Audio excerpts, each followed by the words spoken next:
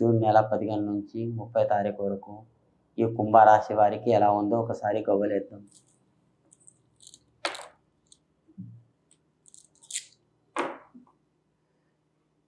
మూడు బోల్తా పడ్డాయి, 2 చిత్తా పడ్డాయండి.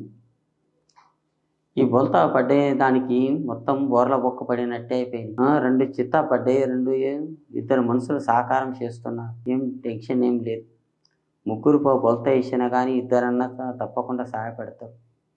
కానీ ఊరు అంత పేద కాదు, ఎవరైనా ఒకరు హెల్ప్ చేస్తారు, తప్పకుండా సహాయపడతారు. అనుకున్న పనుల్లో కూడా మంచిగా ఉంది. కానీ ఊరుకులు ఆడకండి, నిదానం చేయండి. అనుకున్న పనులు కానీ, జాబులో కానీ, ఉద్యోగంలో కానీ, కారోబార్లో కానీ, ఎక్కడ పైన కానీ మంచి గడియలు ఉన్నాయి. నాలుక మంచిగా ఉంటే ఊరు మొత్తం మంచిగా ఉన్నట్టు అవుతుంది. మీ జవాన్ నుంచి, నాలుక నుంచి మంచిగా మాట్లాడండి. అన్నకి అన్న మాట్లాడండి, తమ్మికి తమ్మి మాట్లాడండి. మీరు చాలా బాగుపడతారు. మీ అనుకున్న పనులు కూడా బాగా జరుగుతాయి. మీ కోరిన ప్రశ్న కూడా మంచిగా జరుగుతుంది. ఎక్కడ పైన కానీ తొందరపడకండి.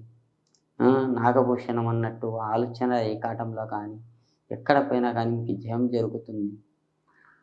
చాలామంది అనుకుంటారు, వీడు బాగా తింటుండు, బాగానే బతుకుతుండు, బాగానే ఉన్నారు కదా అనుకుంటారు.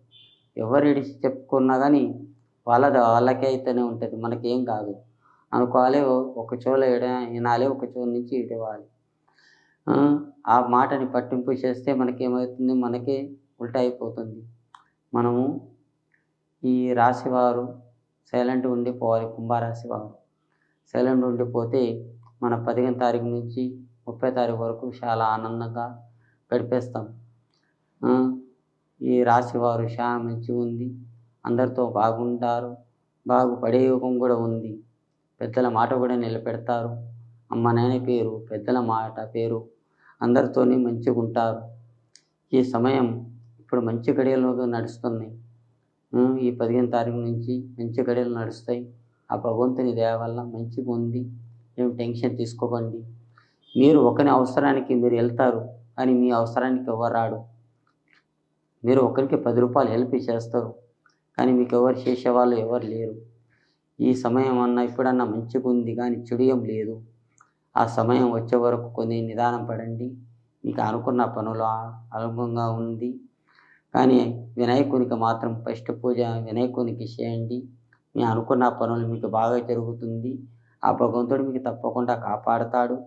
మీకు ఎక్కడ పైన మంచి గడియలు ఉన్నాయి. టెన్షన్ పడే అవకాశం ఏం లేదు. అనుకున్న పనుల్లో బాగా జరుగుతుందండి. చేసే పనుల్లో కూడా మంచిగా ఉంది. కానీ తొందరపడవద్దు.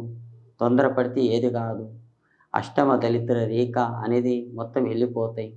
మీ నెత్తి మీద ఉన్న దరిద్రం తొలగిపోతాయండి. జై శ్రీరామ్.